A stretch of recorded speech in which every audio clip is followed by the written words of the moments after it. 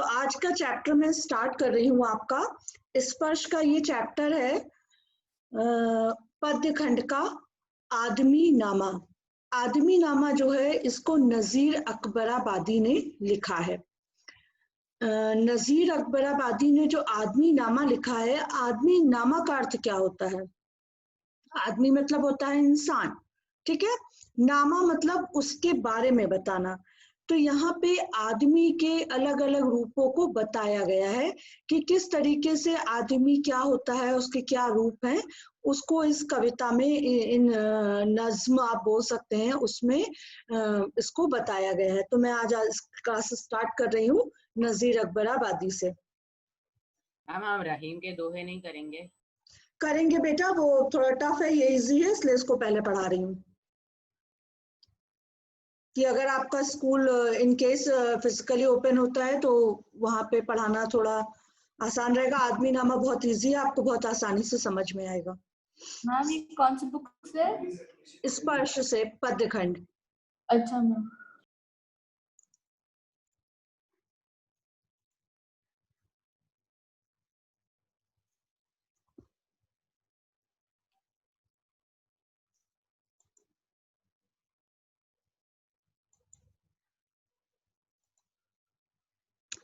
आदमी नामा ये आज आप लोग पढ़ने जा रहे हैं और इसको लिखा है नजीर अकबराबादी ने।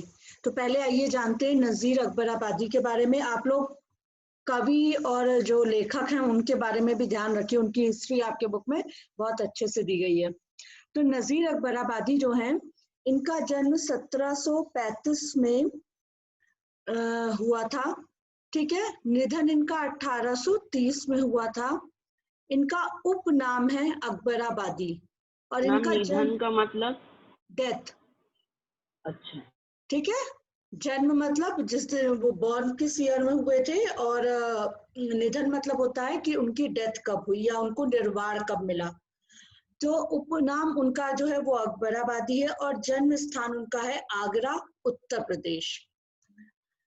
नजीर अकबराबादी का जन्म आगरा शहर में सन 1735 में हुआ था। इन्होंने आगरा के अरबी फारसी के मशहूर अदीबों से तालीम हासिल की। अरबी और फारसी, ठीक है, इन दो भाषाओं की मशहूर अदीबों मतलब यहाँ पे भाषा को बोला गया है, तालीम मतलब एजुकेशन उन्होंने ली। कौन सी भाषा में? अरबी और फारसी में, ठीक है।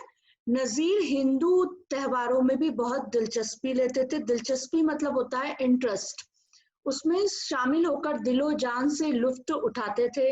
मतलब ये पूरे आनंद के साथ हिंदू त्योहारों को भी मनाते थे। मियाँ नजीर शाह राह चलते नज्म कहने के लिए मशहूर थे। जो नजीर अकबराबादी थे उनके अंदर जब ये कविताएं लिखते थे उस समय ये इतने फेमस नहीं हुए थे, क्योंकि ये राह चलते कोई इनसे कहता कि हमारे बारे में कोई आप कविता कह दीजिए, तो ये चलते चलते उसके बारे में कोई कविता कहते हुए चल देते थे। यहाँ लिखा है ना नज्म, नज्म मतलब होता है कविता, ठीक है। अपने टट्टू पर सवार नजीर को कहीं से कहीं आते जाते समय राह में कोई भी रोककर फरियाद करता था कि उसके हुनर या पेशे से ताल्लुक रखने वाली कोई नज्म कह दीजिए।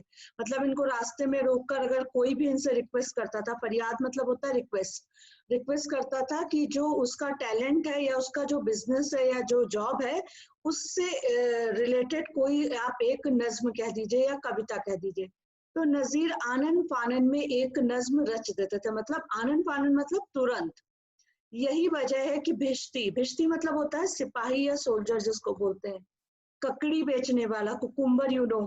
बिसाती, बिसाती मतलब जो ये वेंडर्स होते हैं जो इधर उधर टहल टहल के चूड़ी उड़ी ये लोग बेचते हैं, तो इनको बिसाती कहा जाता है। तक नजीर की रची नज़में गा गा कर अपना सौदा बेचते थे। यही कारण था कि उस शहर की जो आम जनता थी, मतलब भिश्ती, बिसाती, ककड़ी बेचने वाला, कितने छोटे लोग हो गए। ककड़ी बेचने वाला मतलब क्या हुआ? जो सब्जियां बेच रहा है, फल को बेच रहा है। बिसाती क्या होता है? बिसाती पहले जमाने में शॉप्स नहीं होती थी, तो जो चूड़ी वगैरह बेचने वाले होते थे वो लोग हर घर घर जाकर चूड़ी बेचते थे, तो इसलिए उनको बिसाती कहा जाता था। तो नजीर की रची नज़में गा गाकर वो अपना सौदा बेचते थे, मतलब वो अपना बिजनेस गाते थे। तो वही गीत गाकर गुजर करने वालियों के कंठ से भी नजीर की ही नज़में फूटती थी। तो उस टाइम पे जो वहां पे मुजरा करने वाले होते थे, जो लेडीज होती थी गाना गाकर अपना पेट पालती थी, वो लोग भी उनकी नज़मों का प्रयोग करती थी। तो नजीर दुनिया के रंग में रंगे हुए एक महाकवि थे। मतलब इन्होंने अपने आप को फेमस करने की कभी कोशिश नहीं की, जो इनसे कोई रिक्वेस्ट करता था उससे रिलेटेड ये नज्म बना देते थे। इनकी कविताओं में दुनिया हंसती बोलती जीती जागती चलती फिरती और जीवन का त्योहार मनाती नजर आती है। क्योंकि वो हमारी डेली लाइफ से रिलेटेड है। नजीर ऐसे कवि हैं जिन्होंने हिंदी और उर्दू दोनों भाषाओं के आम जन ने अपनाया। ठीक है, नजीर की कविताएं हमारी राष्ट्रीय एकता की मिसाल हैं, जिनमें कई जातियां, कई प्रदेश, कई भाषाएं और कई परंपराएं होते हुए भी सब में एका है। एका मतलब होता है यूनिटी या एकता। नजीर अपनी रचनाओं में मनोविनोद करते हैं। मनोविनोद मतलब होता है हास्य, हंसी ठिठोली करते हैं, इसका मतलब भी होता है हास्य, मतलब व्यंग करते हैं और चुटीला अंदाज में अपनी कविताएं करते हैं। ज्ञानी की तरह नहीं, मित्र की तरह सलाह मशवरा देते हैं। सलाह मशवरा मतलब होता है एडवाइस देना। जीवन की समालोचना करते हैं, जीवन की आलोचना करते हैं। समालोचना मतलब होता है जब हम अच्छे तरीके से किसी बात को उसके पॉजिटिव और नेगेटिव दोनों बातों को हम कहते हैं, तो उसको आलोचना बोला जाता है। सब ठाठ पड़ा रह जाएगा जब चलेगा बंजारा, जैसी नसीहत देने वाला यह कवि अपनी रचनाओं में जीवन का उल्लास और जीवन की सच्चाई उजागर करता है। प्रस्तुत नज्म आदमी नामा में नजीर ने कुदरत के सबसे नायाब बिरादर, ठीक है, कुदरत का सबसे नायाब तोहफा क्या है इस समय अगर हमारी धरती पे देखा जाए तो ह्यूमन बींग्स है, क्योंकि हमारा जो ब्रेन है वो सबसे अच्छा है और हम किसी को भी अपने अंडर में ले सकते हैं। इस समय हमने क्या कर रखा, पूरा वर्ल्ड हमारे अंडर में है, सारे जानवर जिसको चाहे जैसे कर सकते हैं। तो नायाब बिरादर आदमी को आईना दिखाते हुए उसकी अच्छाइयों, सीमाओं और संभावनाओं से परिचित कराया है। इस संसार को और भी सुंदर बनाने के संकेत भी दिए हैं। तो इस पूरी प्रस्तुत नज्म जो आप लोग पढ़ने जा रहे हैं उसमें उन्होंने किसके बारे में बताया, आदमी के बारे में बताया। आदमी को आईना दिखाया है कि उसकी अच्छाइयां क्या हैं, उसकी सीमाएं क्या हैं, उसकी संभावनाएं क्या हैं, और इस संसार को सुंदर बनाने के संकेत भी दिए हैं। आप लोग को यहाँ पे अगर कोई वर्ड अगर नहीं क्लियर हुआ है तो यू कैन आस्क, क्योंकि यहाँ पे उर्दू शब्द बहुत आए हैं हिंदी की बजाय। अगर आपको राइटर के बारे में या जो पोएट है उसके बारे में कुछ कोई ऐसा शब्द है जो आपको इसमें नहीं क्लियर हो रहा है तो आप पूछ सकते हैं, वरना मैं आगे बढ़ूंगी। मैम नहीं, उसके बारे में नहीं मैम मेरा क्वेश्चन है कि जो एग्जाम के लिए जो आ रहा है उसके एमसीक्यूज और एंड ऑल का रिवीजन नहीं कराएंगी आज?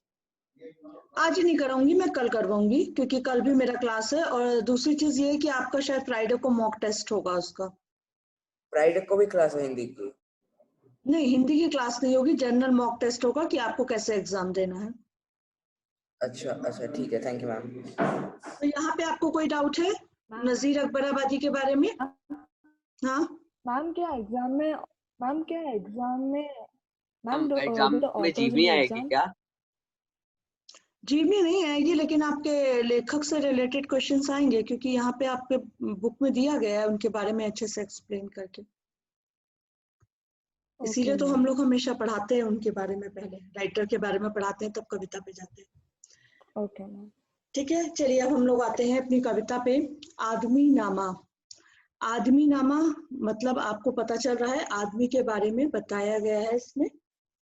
इस पूरी कविता में कवि के अनुसार आदमी में अनेक संभावनाएं दिखती हैं और परिस्थितियों और भाग्य के आधार पर हर इंसान अलग अलग होता है। परिस्थिति मतलब सिचुएशन, भाग्य मतलब लक, ठीक है, उसके आधार पर अलग अलग होता है। तो उसके ही आधार पर इसको बताया गया है। दुनिया में बादशाह है सो है वह भी आदमी, और मुफलिस ओ गदा है सो है वो भी आदमी, जरदार बेनवा है सो है वो भी आदमी, नियमत जो खा रहा सो है वो भी आदमी, टुकड़े चबा रहा है सो है वो भी आदमी। तो यहाँ पे क्या बताया है कि इस दुनिया, दुनिया मतलब ये वो हम है संसार, वर्ड। यस, हाँ, आपको पूरी कविता में सिर्फ आदमी ही वर्ड आएगा, ठीक है।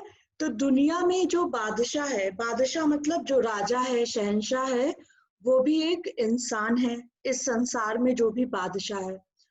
और मुफलिस ओ गधा है सो है वह भी आदमी। मुफलिस मतलब होता है गरीब, ठीक है। और गधा मतलब होता है भिखारी। तो जो इस संसार में गरीब है, जो भिखारी है, वो भी आदमी ही है, इंसान ही है। जरदार बेनवा है सो है वो भी आदमी। जरदार का अर्थ होता है धनवान या दौलतमंद। बेनवा का अर्थ होता है कमजोर इंसान, ठीक है। तो जो धन से अमीर है, धन से मजबूत है, वो भी एक इंसान है। और जो धन से गरीब है, ठीक है, जिसके पास पैसा नहीं है, वो कमजोर है, वो भी एक इंसान है। नियमत जो खा रहा सो है वो भी आदमी। नियमत का अर्थ होता है स्वादिष्ट भोजन, टेस्टी फूड, मतलब जो भी चाहे वो खा सकता है। नियमत जो खा रहा सो है वो भी आदमी। जो इंसान स्वादिष्ट भोजन को दोनों टाइम, चारों टाइम खा रहा है, वो भी एक इंसान है। और टुकड़े चबा रहा है सो है वो भी आदमी। यहाँ पे टुकड़े का अर्थ है सूखी रोटी, ठीक है। जिसके पास दोनों टाइम खाने को नहीं है और वो किसी तरीके से सूखी रोटी पे अपना जीवन गुजर बसर कर रहा है, वो भी एक आदमी ही है। तो यहाँ पे इंसान के विभिन्न रूप बताए गए हैं कि जो बादशाह है, राजा है, वो भी आदमी है। और जो गरीब है, भिखारी है, वो भी इंसान है। जो धनवान है वो भी एक इंसान है, और जो गरीब है, मतलब जो धन से हीन है, वो भी एक आदमी है। नियमित जो खा रहा है सो है वो भी आदमी। और जो दोनों वक्त, चारों वक्त स्वादिष्ट भोजन को खा रहा है, वो भी एक इंसान है। और जो सूखी रोटी पे अपना जीवन काट रहा है, वो भी एक आदमी है। आप लोग ये वर्ड्स चाहे तो नोट कर लीजिए, क्योंकि हो सकता है आपकी बुक में सारे न दिए गए हों। मुफलिस का अर्थ होता है गरीब, गधा का अर्थ होता है भिखारी, जरदार का अर्थ होता है धनवान, बेनवा का अर्थ होता है कमजोर, नियमत का अर्थ होता है स्वादिष्ट भोजन, बादशाह मतलब होता है राजा या किंग, टुकड़े मतलब होता है सूखी रोटी या चपाती, ठीक है। तो आप लोग मैम मीनिंग्स नोट कर लीजिए। यस, एक बार वो लास्ट पैरा की सेकंड वाली हाँ, मैं लाइंस। बताऊंगी।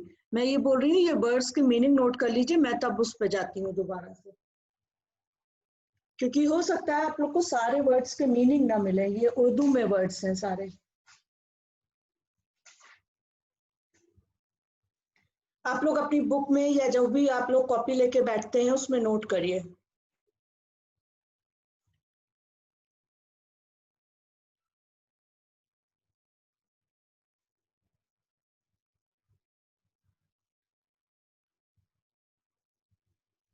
मैम मैंने इसका स्क्रीनशॉट ले लिया है। अच्छा, ठीक है, आप लोगों ने नोट किया? Yes ma'am. तो अब मैं फिर से इसको बता देती हूँ एक बार। आदमी नामा, ठीक है। तो यहाँ दुनिया में जो राजा है, जो किंग है, जिसके पास भगवान का दिया सब कुछ है, वो भी एक इंसान है। और जो इस दुनिया में गरीब है, भिखारी है। गरीब क्या होता है? जिसके पास धन की कमी होती है। भिखारी जो होता है वो दूसरों से मांग कर अपना जीवन चलाता है। तो यहाँ पे जो गरीब है, भिखारी है, वो भी एक आदमी ही है। भिखारी आप लोग जानते हैं ना, बेगर को बोलते हैं। और गरीब मतलब होता है पुअर पर्सन। और जरदार बेनवा, जरदार मतलब जो धनवान है, ठीक है। और जो गरीब है, जो धन से हीन है, बेनवा का अर्थ है जो धन से हीन है, सो है वो भी आदमी। नियमित जो खा रहा सो है वो भी आदमी। जो स्वादिष्ट भोजन खा रहा है वो मैम भी आदमी है।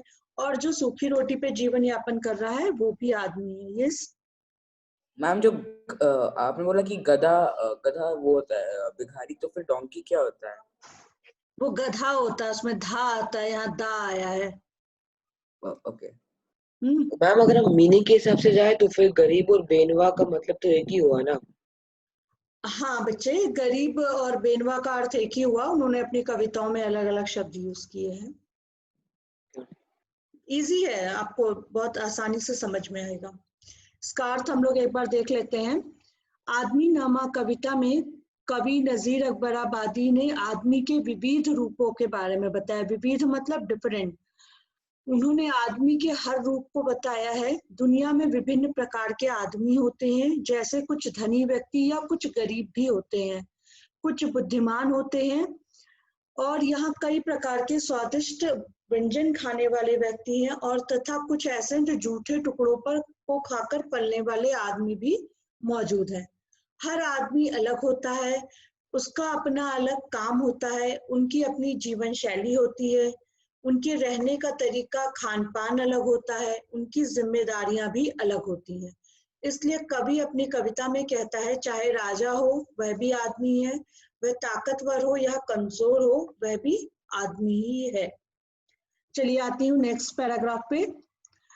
यहाँ पे देखिए जो वर्ड्स आए हैं, पहले उसके मैं मीनिंग आपको बता देती हूँ। इमाम का अर्थ होता है जो नमाज पढ़ते हैं, ठीक है, जो मस्जिद में मस्क में जाके नमाज पढ़ते हैं उनको हम इमाम कहते हैं। और खुतबाखवान का अर्थ होता है कुरान शरीफ का जो अर्थ समझाने वाले होते हैं उनको हम खुतबाखवान बोलते हैं। और ताड़ना मतलब यहाँ पे सिपाही या उनको बोला गया है जो दूसरे पर नजर रखते हैं कि दूसरा आदमी क्या एक्टिविटी कर रहा है, ठीक है। तो यहाँ पे आते हैं अब हम लोग। मस्जिद भी आदमी ने बनाई है या मियाँ, बनते हैं आदमी ही इमाम और खुतबाखवा। तो वो यहाँ पे क्या बता रहा है कि जो खुदा का घर बनाने वाले, मस्जिद बनाने वाले भी कौन है? एक इंसान ही है, आदमी ही है, और बनते हैं आदमी ही। और जो वो इंसान होते हैं वही इमाम भी बनते हैं। इमाम कौन होता है? जो कुरान शरीफ पढ़ता है, मतलब वो धर्म की बात करता है। और खुतबाखवा जो मतलब उस किताब में, धार्मिक ग्रंथ में जो कुछ लिखा गया है उसका अर्थ आम जन को बतलाता है। हाँ मैम, मियाँ का क्या मतलब है? मियाँ यहाँ पे ऐसे ही जनरली बोला गया है ना, जैसे हम लोग हिंदी भाषा में बोलते हैं ना, अरे भाई, उस तरीके से यहाँ पे मियाँ को बोला गया है अच्छा। ना। तो इसी चीज को बता रहे हैं क्योंकि ये उर्दू में है ना। मस्जिद भी आदमी ने बनाई है या मियाँ, बनते हैं आदमी ही इमाम और खुतबाखवा। खुतबाखवा का अर्थ मतलब जो वो भी इंसान ही है जो दूसरों को कुरान शरीफ का अर्थ बताते हैं, उस धार्मिक ग्रंथ का महत्व बताते हैं। पढ़ते हैं आदमी ही कुरान और नमाजिया, और आदमी ही उनकी चुराते हैं जूतियां। तो यहाँ पे वो क्या बता रहे हैं कि उस मस्जिद के अंदर जाकर नमाज और कुरान पढ़ने वाले भी इंसान ही हैं, और उसी मस्जिद के बाहर जो उनके जूते चप्पल, जो उनके शूज को चुराते हैं, वो भी एक इंसान है। मतलब जो वहां पे चोर है, जो दूसरों की जूतियां चुरा रहा है, वो भी एक इंसान है। और उस मस्जिद के अंदर जो कुरान और नमाज पढ़ रहा है वो भी एक इंसान है। और जो उनको ताड़ता है सो है वो भी आदमी। ताड़ने का अर्थ है जो उन जूतियां चुराने वालों पे नजर रखता है, वो भी एक इंसान है। तो यहाँ पे भगवान अलग अलग रूप उन्होंने इंसान के बता दिए। एक जो है जो खुदा पे विश्वास करता है वो इमाम और खुतबाखवा बनता है, मस्जिद बनवाता है। और ये इमाम और खुतबाखवा क्या करते हैं? जो मस्जिद के अंदर जो व्यक्ति जाकर कुरान और नमाज पढ़ते हैं उनका अर्थ उसको बताते हैं, उनको सही राह दिखलाते हैं। उसी जगह पर एक ऐसा आदमी भी है जो चोर है, जिसकी निगाह जो है दूसरों के जूतियों पर रहती है। और वहीं पर एक आदमी और भी है जो उस पर भी नजर रखता है, वो भी क्या है? एक इंसान है। तो यहाँ पे आप लोग को मतलब समझ में आया कि जो सही राह पे चल रहे हैं वो भी एक इंसान है, और जो गलत राह पे चल रहे हैं वो भी एक इंसान है, ठीक है। तो मस्जिद भी आदमी ने बनाई है या मियाँ, बनते हैं आदमी ही इमाम और खुतबाखवा। पढ़ते हैं आदमी ही कुरान और नमाजिया, और आदमी ही उनकी चुराते हैं जूतियां। जो उनको ताड़ता है सो है वो भी आदमी। आई थिंक ये क्लियर होगा। किसी को कोई डाउट है तो आप लोग पूछ सकते हैं। मैम क्या आप मीनिंग्स के स्लाइड में जा सकते हैं, word meanings? Yes yes, why not. इस पैराग्राफ में मुझे यही पे टफ वर्ड लगे। अगर आपको कोई और लग रहा है तो आप लोग लिख सकते हैं, बता सकते हैं, मैं बता दूंगी।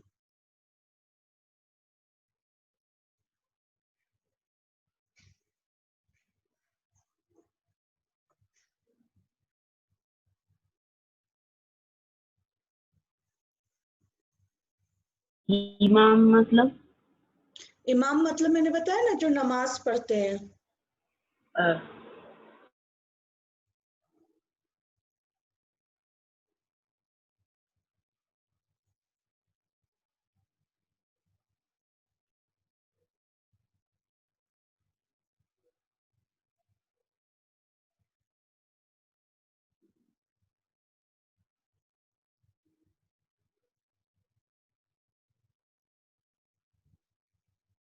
आप लोगों ने नोट कर लिया?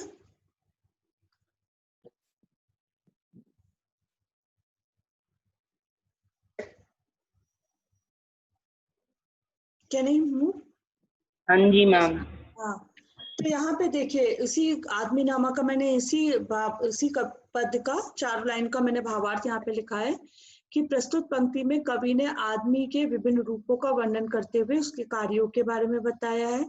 तो यहाँ वो उदाहरण देते हुए कहता है कि जिन्होंने मस्जिद का निर्माण किया है वो भी आदमी है, और जो मस्जिद के अंदर नमाज या कुरान पढ़ाता है वह भी आदमी है, और जो लोग उस नमाज या कुरान पढ़ने जाते हैं वो भी आदमी है, और यहाँ तक कि उनकी चप्पलों को, चप्पल मतलब यहाँ पे शूज या स्लीपर्स जो आप लोग बोलते हैं, चप्पलों को चुराने वाले आदमी भी आदमी है, और उन पर नजर रखने वाले, पहरा देने वाले भी आदमी है। तो इस तरीके से इन 4 पंक्तियों में कवि ने आदमी के विभिन्न रूपों और कार्यों का वर्णन किया है, और हमें यह बताया गया है कि पुण्य करने वाले भी आदमी हैं और पाप करने वाले भी आदमी ही हैं। पुण्य करने वाले का अर्थ है कि जो यहाँ पे मस्जिद बनवाते हैं और खुदा का नमाज पढ़ते हैं, लोगों को उसका अर्थ बताते हैं, वो क्या कर रहे हैं? पुण्य कर रहे हैं, अच्छा काम कर रहे हैं। और पाप करने का अर्थ है, मतलब जो वो अंदर नमाज पढ़ने गए, जो उनकी चप्पलों को चुराने का काम कर रहा है, वो क्या हो गया? पाप हो गया। तो यहाँ पे इसी को बताया गया है, पुण्य करने वाले और पाप करने वाले आदमी। चलिए नेक्स्ट आते हैं। या आदमी पे जान को वारे है आदमी, और आदमी पे तेग को मारे है आदमी, पगड़ी भी आदमी की उतारे है आदमी, चिल्ला के आदमी को पुकारे है आदमी, और सुन के दौड़ता है सो है वो भी आदमी। तो यहाँ पे देखिए क्या बताया गया है।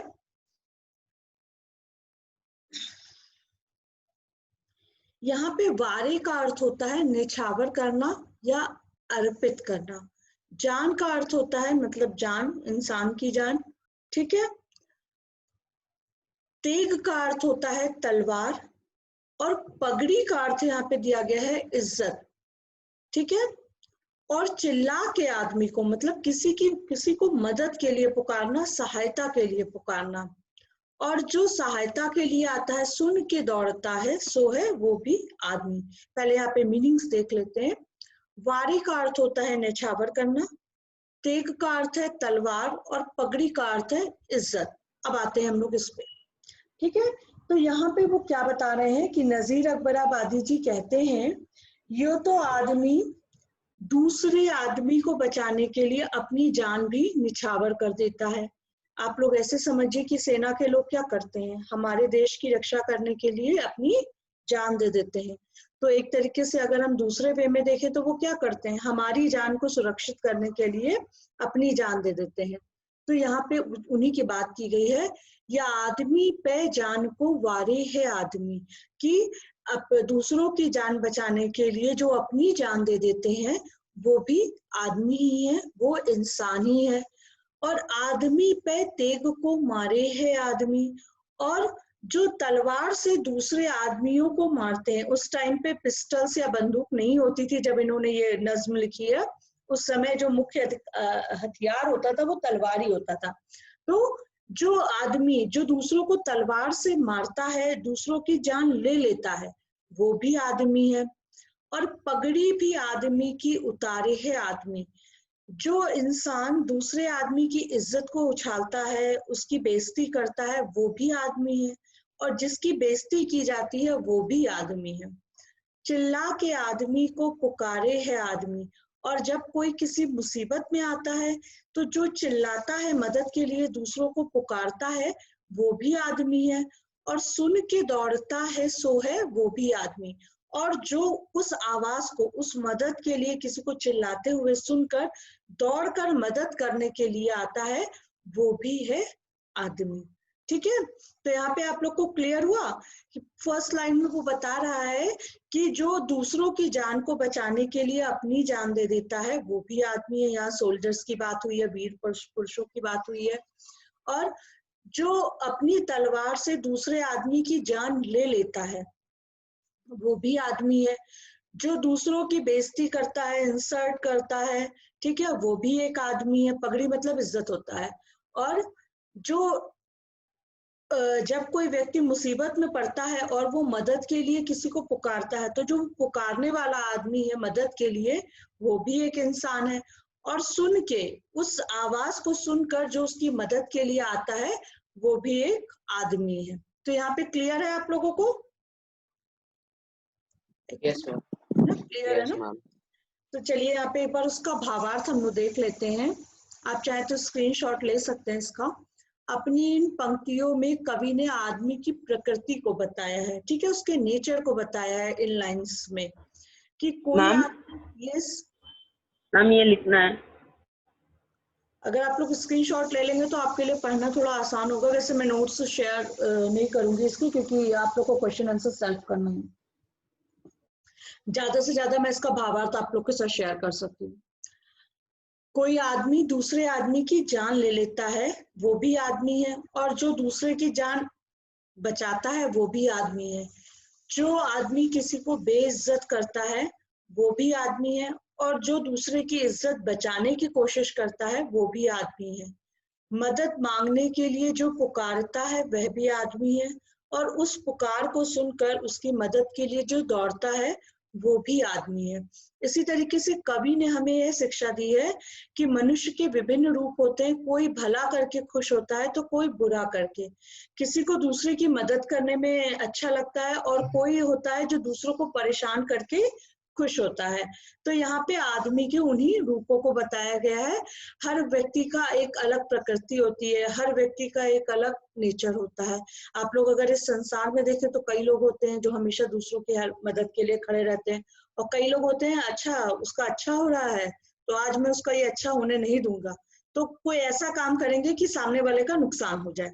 तो यहाँ पे केवल आदमी की प्रकृति को बताया गया है इन लाइनों में। चलिए नेक्स्ट लाइन पे मूव करते हैं। अशराफ और कमीने से ले शाहता वजीर, या आदमी ही करते हैं सब कारे दिल पजीर। या आदमी मुरीद है या आदमी ही पीर, अच्छा भी आदमी ही कहाता है ए नजीर। और सब में जो बुरा है सो है वो भी आदमी। अब यहाँ पे पहले हम लोग मीनिंग्स देख लेते हैं तब आपको समझ में आएगा। अशराफ का अर्थ होता है शरीफ व्यक्ति, और शरीफ का क्या अर्थ होता है? अच्छा, प्रिय और उचित व्यवहार करने वाला। ठीक है, जो सबके बारे में अच्छा सोचे, जिसको सब लोग पसंद करें, और जो सबके साथ एक बैलेंस बिहेवियर करता है, उसको हम शरीफ आदमी कहते हैं। वैसे अगर हम उसमें जाएं तो जो हमारी लोकल भाषा होती है, हम आम जन को क्या कहते हैं? शरीफ आदमी कहते हैं। तो अशराफ का अर्थ होता है शरीफ आदमी, जो अच्छा, प्रिय और एक संतुलित व्यवहार सबके साथ करता है। वो ये इस बात का ध्यान रखता है कि क्या गलत है और क्या सही है। कमीना, कमीना का अर्थ होता है तुच्छ या नीच आदमी। नीच आदमी का अर्थ होता है जो दूसरों का बुरा चाहता है, ठीक है, जो हमेशा दूसरों को नुकसान करने के बारे में सोचता है। शाह, शाह का अर्थ होता है राजा, बादशाह या किंग। वजीर किसको बोलते हैं? मंत्री को, या आप इंग्लिश में बोले तो मिनिस्टर को। कारी का यहाँ पे अर्थ होता है काम या कार्य, इंग्लिश में बोले तो वर्क, ठीक है, वर्क बोला जाएगा। दिल पजीर का अर्थ होता है मन चाहा, और मुरीद का अर्थ यहाँ पे होता है शिष्य, कि जो किसी को फॉलो करते हैं या जो फॉलोवर्स होते हैं उनको हम मुरीद बोलते हैं। तो यहाँ पे मुरीद का अर्थ है शिष्य। शिष्य वर्ड जो है वो हिंदी वर्ड है, मुरीद जो है वो उर्दू वर्ड है, इंग्लिश में आप लोग फॉलोवर्स बोलते हैं। पीर का अर्थ होता है धार्मिक गुरु, ठीक है, जो लोग धर्म की बात करते हैं और भगवान की शरण में हमेशा रहते हैं और भगवान की पूजा को करते हैं, उनको हम क्या कहते हैं? धार्मिक गुरु। ठीक है, तो यहाँ पे आपने मीनिंग्स देखे। अब हम लोग आते हैं इस पे। अशराफ और कमीने से ले शाहता वजीर, मतलब अशराफ मतलब जो शरीफ है वो भी एक इंसान है, और जो कमीना जो नीच व्यक्ति है जो दूसरों का नुकसान करने का सोचता है वह भी एक इंसान ही है। शाहता वजीर, शाह मतलब जो बादशाह है, जो सब पे हुकूमत करता है वो भी एक इंसान है, और जो उसके हुक्म को मानता है, उसके आदेशों को मानता है, मंत्री, वो भी एक इंसान है। ये आदमी ही करते हैं सब कारे दिल पजीर। इसका अर्थ ये है कि जितने भी इंसान होते हैं और जो अपने मन के सारे काम करते हैं, अपने मन के अर्थात अपने मनमाने तरीके से, मतलब कोई किसी का ऑर्डर फॉलो करता है, कोई मनचाहा ऑर्डर देता है, तो ये जो सारे लोग हैं जो अपनी मर्जी से सारे काम करते हैं वो सारे इंसान ही है, आदमी ही है। या आदमी मुरीद है या आदमी ही पीर, जो धार्मिक गुरु है, जो धर्म की राह पे चलता है वो भी एक आदमी है, और उसके जो शिष्य हैं, जो उसके मुरीद हैं, वो भी एक इंसान ही है। अच्छा भी आदमी ही कहाता है ए नजीर। ठीक है, तो इसमें क्या बताया जा रहा है कि जो अच्छे काम करता है वो भी आदमी ही होता है, और जो बुरे काम करता है वह भी एक आदमी ही होता है। ठीक है, तो यहाँ पे अच्छा भी आदमी ही कहाता है ए नजीर। नजीर का अर्थ यहाँ पे इंसान को बोला गया है कि वो भी जो अच्छे काम करता है वो भी आदमी ही कहाता है। कहाता मतलब कहलाना या कहना। ठीक है, और जो सब में बुरा है और जो गलत काम करता है सो है वो भी आदमी, तो वो भी इंसान है जो गलत काम करता है। तो यहाँ पे सबके व्यवसाय के आधार पर उन्होंने बताया है कि आदमी के क्या रूप हैं। जो शरीफ है वो भी इंसान है, जो नीच है, जो उचित व्यवहार नहीं करता है वो भी इंसान है, जो बादशाह है वो भी आदमी है, और जो मंत्री है वो भी आदमी है। और ये सभी मिलकर क्या करते हैं, अपनी मनमर्जी के काम करते हैं, और ये सारे क्या है, इंसान ही है। कार्य मतलब कार्य, मन चाहा मतलब मनमाने तरीके से काम करने वाला। या आदमी मुरीद है, या तो आदमी जो है वो किसी का शिष्य है, किसी को मानता है, या आदमी ही पीर, वो पीर जो धार्मिक राह पे चलता है, धर्म की राह पे चलता है, वो भी आदमी है। अच्छा भी आदमी ही कहाता है ए नजीर, जो अच्छे काम करता है वो भी आदमी कहलाता है, और जो बुरे काम करता है वो भी आदमी कहलाता है। यहाँ ये आपका चैप्टर खत्म हो गया। एक बार मैं इसका भावार्थ आपको और बता देती हूँ। आदमी नामा का भावार्थ, इन पंक्तियों में कवि कहते हैं कि जो शरीफ है वो भी आदमी है, जो कमीने हैं वो भी आदमी है, जो शाह बनकर गद्दी पे बैठा है मतलब जो राजा है वो भी आदमी है, और जो उसका मंत्री है वह भी आदमी है। किसी को खुश करने के लिए भी कुछ कर देने वाला भी आदमी है, और उससे खुश होने वाला भी वह आदमी है। किसी को तकलीफ देने वाला भी आदमी है। यहाँ मैंने आपको बताया था ना मनमाने काम, तो इंसान अपनी इच्छा से काम करता है, अपनी सोच से काम करता है। हर व्यक्ति की अपनी एक अलग सोच होती है, वो अपनी सोच के हिसाब से काम करता है कि सामने वाले को हमें खुश करना है कि नाराज करना है। तो इसी चीज को यहाँ पे बताया गया है कि किसी को तकलीफ देने वाला भी आदमी है और उस तकलीफ को सहने वाला भी आदमी ही है।